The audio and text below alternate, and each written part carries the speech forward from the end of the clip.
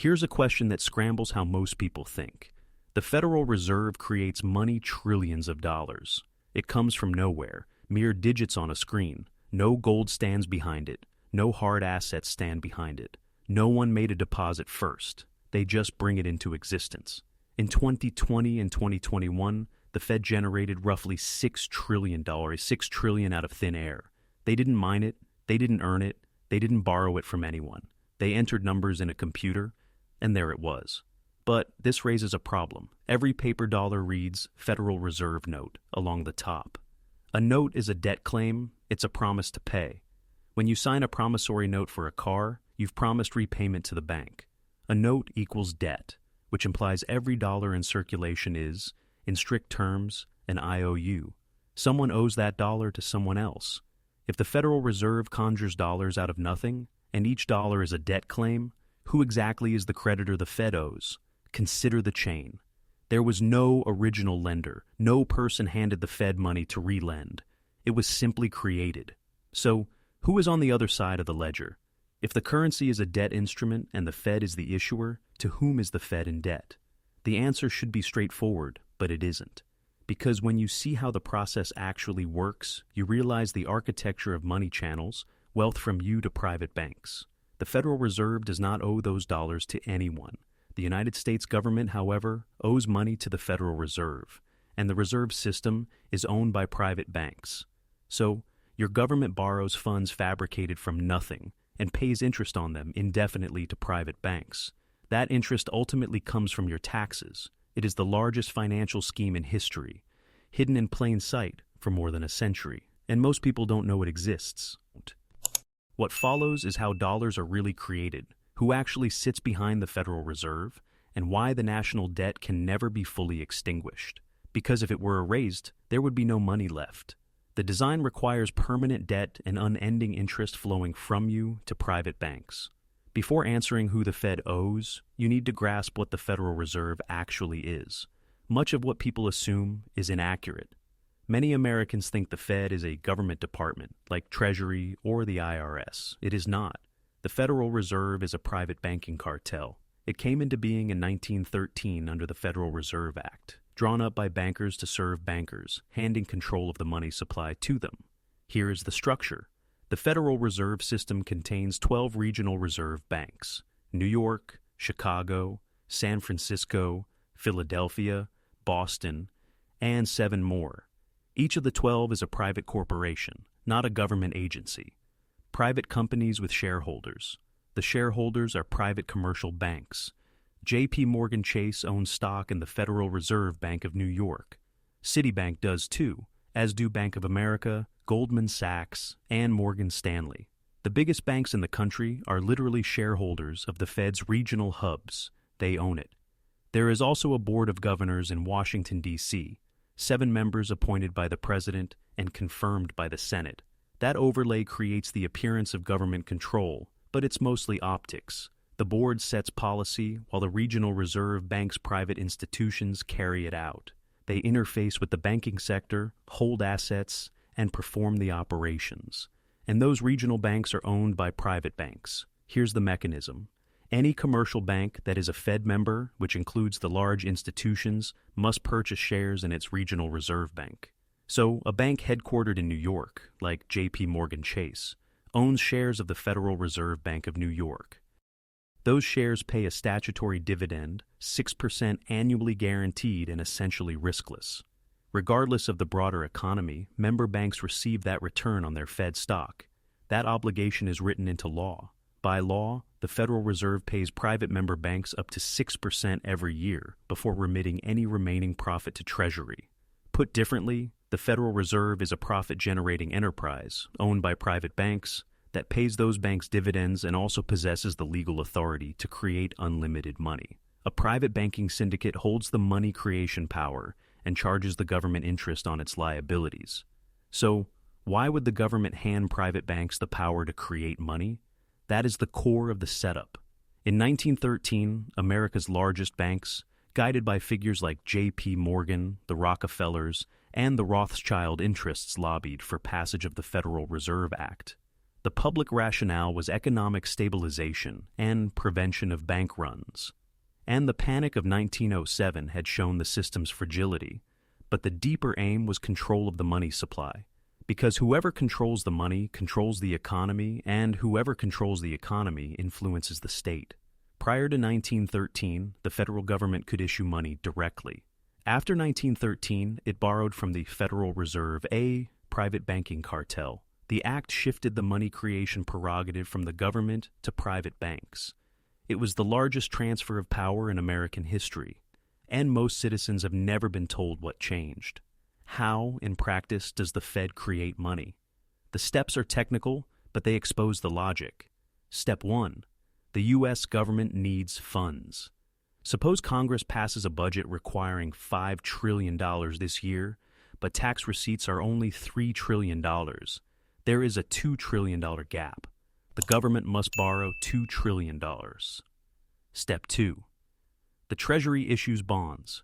Claims that say, we will pay you back with interest. They auction $2 trillion in treasuries to buyers. Those buyers include foreign governments, pension funds, mutual funds, banks, and the Federal Reserve. Step 3. The Federal Reserve opts to purchase, say, $500 billion of those bonds in the open market. Now the sleight of hand. Where does the Fed get $500 billion? You might assume it must already hold that cash from taxes, deposits, or prior gains. It doesn't. The Fed simply creates the balance. Operationally, the Fed credits the appropriate account in its system, adding $500 billion to Treasury's balance. No gold moves. No outside asset is sold. No depositor supplies funds. The dollars are marked into existence by keystroke. Who then owns the Federal Reserve? This is not conjecture. It's documented. The Federal Reserve Bank of New York, the most powerful of the 12 because it conducts the open market operations, is owned by its member banks. The largest stakeholders include J.P. Morgan Chase, Citibank, Goldman Sachs, Morgan Stanley, Bank of America, and several major peers. These institutions hold stock in the New York Fed. They are not only customers, they are owners, and with ownership comes influence. Each regional Federal Reserve Bank has a 9-member board. 6 directors are chosen by member banks. 3 are appointed by the Board of Governors. That means private banks elect 2/3 of the directors governing their regional reserve bank. Those directors choose the regional president, and the regional presidents sit on the Federal Open Market Committee, the FOMC, the body that sets monetary policy. So, private banks exert direct influence over policy via directors they help install. The design circles influence back to the banks, while presenting a facade of public oversight. The Fed's ownership is intentionally murky. They don't release a ranked list of shareholders and share counts. But given relative size and board representation, it's clear the biggest banks are the dominant shareholders, and they benefit. By statute, the Fed pays member banks a dividend since 2015, generally up to 6% or the 10-year Treasury yield, whichever is lower for the largest members. Still a guaranteed, riskless payout that precedes remittances to Treasury. In 2023, the Federal Reserve generated on the order of $58 billion in profit. Member banks received roughly $2 billion in dividends. The Fed then sent about $56 billion to the Treasury. But notice the origin of the $58 billion. Interest on the bonds the Fed holds. Bonds bought with money the Fed created from nothing. So, the Fed manufactures dollars, purchases government debt, accrues interest on that debt, pays its own costs and dividends first, and forwards the leftovers to Treasury. The scheme yields profit on money that costs nothing to originate. Meanwhile, the government, meaning taxpayers, owes interest forever on that debt.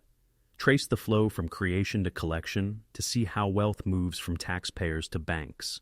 The Fed conjures $500 billion at zero cost. It buys Treasury bonds with that $500 billion. The government receives $500 billion to spend into the economy. Wages get paid, contracts get fulfilled, activity continues. But the government now owes principal plus interest, say, 3%, which is $15 billion per year on that slice alone. Where does that $15 billion come from? Taxes, income, payroll, corporate. Every year, over $1 trillion of federal revenue goes to interest on the national debt. Funds that could be used for infrastructure, healthcare, or education are sent to service interest. A substantial share of those payments accrue to the Fed. In 2023, the Fed's balance sheet carried about $5 trillion in treasuries. At an average coupon around 2.3%, that implies roughly $150 billion in annual interest. The Fed receives $150 billion from the government on bonds purchased with money created from thin air. From those inflows, they cover operating expenses, around $5 billion, pay the member bank dividend, about $2 billion, hold some surplus, and send the remainder to Treasury, about $56 billion that year. The point is not reconciling every line item in a simplified example. The point is that enormous interest streams arise from money that originally cost the Fed nothing to produce. And those interest streams are funded by your taxes. You work and earn, taxes are collected, Treasury pays interest to the Fed, the Federal Reserve earns, and the member banks receive their dividends. The pathway moves money from your paycheck to the government to the Federal Reserve, and, ultimately, to private banks. That is the transfer. You labor, banks profit. The engine is the Fed's authority to create dollars and collect interest tied to them. This has continued for more than a century, moving trillions from taxpayers to the banking system, and it's perfectly legal because the rules were written by the same interests that benefit. Now, to the claim that truly reframes everything. The national debt cannot be retired, not simply because of political failures or overspending, but because the monetary framework demands continual debt. Consider the arithmetic. Every dollar in existence was born when the Federal Reserve acquired debt, mainly government debt. When the Fed buys a treasury, it creates dollars. Those new dollars enter circulation. That is the creation channel. Therefore, each dollar outstanding corresponds to a debt liability somewhere to the Federal Reserve. If you sum all dollars, you mirror the total debt that produced them. Imagine the government tried to pay off the entire national debt. It would have to collect dollars via taxes or other receipts and then hand those dollars back to the Fed to retire treasuries. When the Fed receives dollars as payment, the underlying bonds are canceled and the corresponding dollars are extinguished. The same process that created dollars in the first place runs in reverse. The money supply shrinks by exactly the amount of debt retired. If the government eliminated the full debt, then in this model, all those dollars would be returned and destroyed. The circulating money stock would crash to zero. No payrolls, no purchases, no bank balances. Commerce would halt immediately. This is why the national debt has trended upward every single year since 1913, apart from a brief interlude in the 1830s before the Fed existed. The debt cannot shrink materially because shrinking it destroys money. As the economy grows, it needs more circulating dollars. Within this configuration, the only way to expand the money supply is for the government to borrow more from the Fed, creating more debt. The requirement for ever-increasing debt is not an accident, it is the central feature. There is an additional catch. The interest owed on debt is not created alongside the principal. Suppose the Fed creates $500 billion, and the government now owes $500 billion plus 3% annually, or $15 billion per year. Only the $500 billion principal was created. The $15 billion interest wasn't. That interest must be paid from dollars already circulating, which means someone else must borrow to create those dollars, or the government must borrow still more, which adds yet more interest, which demands further borrowing. It's an exponential trap. If the principal is $500 billion, but the liability is $515 billion, after 1 year, there is a $15 billion gap. The gap can only be filled by new debt generating more interest expanding the gap. The debt grows faster than the money stock because the interest component is not issued with the principal. This is how the national debt reaches $36 trillion and rises by roughly $2 trillion per year, despite tax receipts approaching $5 trillion. The numbers don't reconcile. They were not intended to. The scaffolding produces unpayable debt that spins off perpetual interest. Every dollar of interest is a transfer of wealth from taxpayers to the Federal Reserve, and, by extension, to the banks that stand behind it. A few presidents understood the arrangement and tried to alter it. Their stories are not encouraging. In 1835, Andrew Jackson paid off the national debt, the only president ever to achieve that. He refused to renew the charter of the Second Bank of the United States, the central bank of that era, calling it corrupt and predatory. He vetoed its recharter. The bank died. Without a central bank issuing debt-based money, Jackson, drawing on tariffs and land sales, paid off the debt. For a brief span, the United States had no national debt. What followed was the Panic of 1837, a severe depression. Why? Without fresh debt issuance, the money supply contracted and the economy buckled. Jackson's experience demonstrated that in a debt-based system, eliminating debt means eliminating money. In 1963, John F. Kennedy signed Executive Order 1710, authorizing the Treasury to issue silverback certificates, bypassing the Federal Reserve. He aimed to reestablish direct government issuance of currency dollars created without borrowing from the Fed. Roughly $4 billion in United States notes were printed, labeled United States Note rather than Federal Reserve Note. Dollars issued debt-free by the government. 5 months later, Kennedy was assassinated. Lyndon Johnson took office and promptly halted the issue of United States notes. The newly printed notes were pulled from circulation. The system reverted fully to Federal Reserve notes. Coincidence or not, presidents who seriously confronted centralized private control over money fared poorly. Abraham Lincoln issued greenbacks during the Civil War, government issued debt-free currency, and he was assassinated. James Garfield warned publicly about private control of the money supply. Whoever controls the money supply controls the nation, and he too was assassinated shortly thereafter.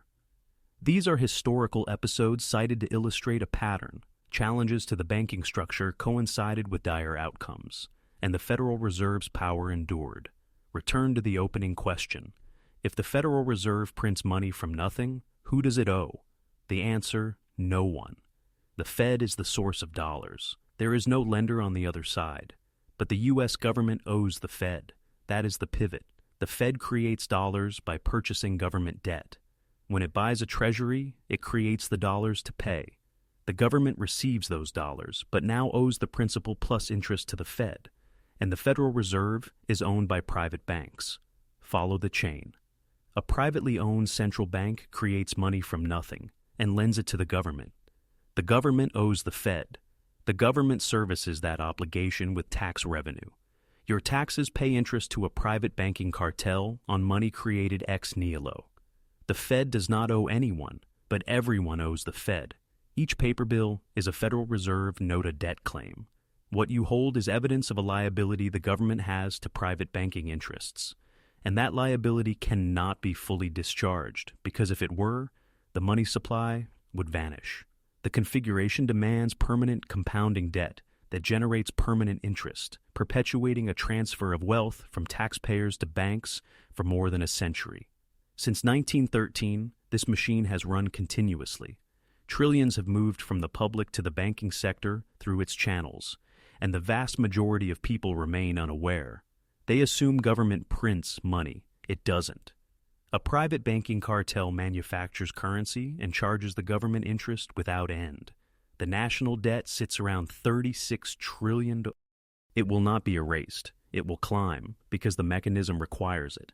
And each year, more than $1 trillion of tax revenue goes to interest on that debt interest that flows to the Federal Reserve and the private institutions that stand behind it.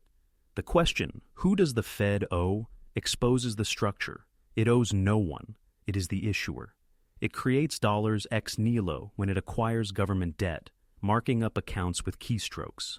But you owe. Your government owes. And you cover the bill through taxation, because interest on those obligations is paid from tax receipts. The 1913 Federal Reserve Act removed issuance power from the state and vested it in a privately owned central banking system, granting member banks a statutory claim on the system's cash flows via dividends and giving that system priority on interest income before residual remittances reach the Treasury. Understanding the Federal Reserve is understanding who actually governs U.S. finance. Not elected branches, but banking interests that both own the regional reserve banks and help select their leadership, which in turn sits on the policy committee that executes the bond purchases, creating new dollars. They possess the printer, create the units against treasuries, collect interest on the assets acquired with costless balances, pay themselves operating costs and dividends, and remit what remains. Taxpayers service the liabilities. The Fed owes no external creditor on the dollars it issues. The liabilities sit with the government that sold the bonds. The sharper question is ownership and control. The same large institutions that dominated pre-2008 credit markets, that were stabilized with trillions through policy programs, and that benefit from a rising national debt through interest flows, also hold equity in the key reserve banks and elect most of their directors, ensuring durable influence over the machinery that manufactures base money and allocates the gains. The framework is circular: deficit, treasury bonds, Fed creation, interest to the Fed, expenses, dividends first, left over to treasury, while the public funds the coupon stream with taxes. Because every new dollar enters via debt, principal plus interest must be serviced continuously. Extinguishing the debt would extinguish the money created against it. That design makes expansion of obligations the default setting and transforms the budget's interest line into a permanent transfer from wage income to the banking sector. In short, the architecture concentrates seniorage and interest income at the center, socializes the funding through taxation, and preserves control with the same private banks that dominate the system's balance sheet.